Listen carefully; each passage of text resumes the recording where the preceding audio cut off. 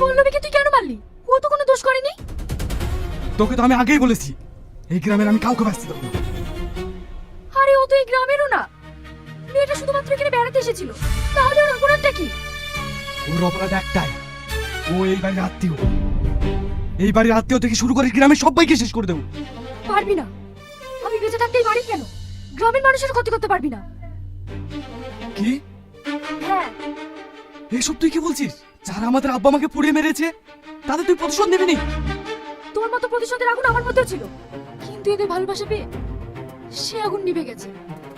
আজ থেকে রিয়াজের বাবা মাই আমার বাবা মা, আর এই গ্রামের প্রত্যেকটা মানুষ আমার আপনজন। তাই বলছি, তুই এখান থেকে চলে যা। তুই এদের মিথ্যে ভালোবাসা পেয়ে সব ভুলে গেলি? তুই ভুলে যেতে পারিস, কিন্তু আমি না। আজ রাতে রিয়াদের মাকে শেষ করে দেবো। রিয়াজের মা তোকে খুব ভালোবাসে না? পাল্লা আটকাস। মা, এত রাতে আমার ঘরে? তুমি এখনো ঘুমাওনি?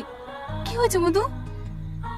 আমার ঘুম আসছে না, শুধু মায়ের কথা মনে পড়ছে। ওরে আমার সোনা, রাতে না ঘুমালে শরীর খারাপ করবে না? তুমি আমার কাছে এসো, আমি তোমাকে ঘুম পাড়িয়ে দিই।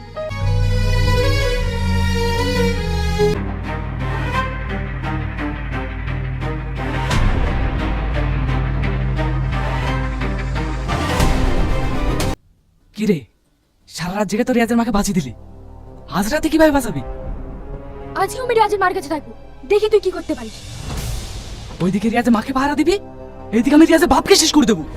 আর যদি তুই রিয়াজের বাপকে পাহারা দিস, ওইদিকে আমি রিয়াজকে শেষ করে দেবো। দেখি তুই কাকে বাঁচাতে পারিস।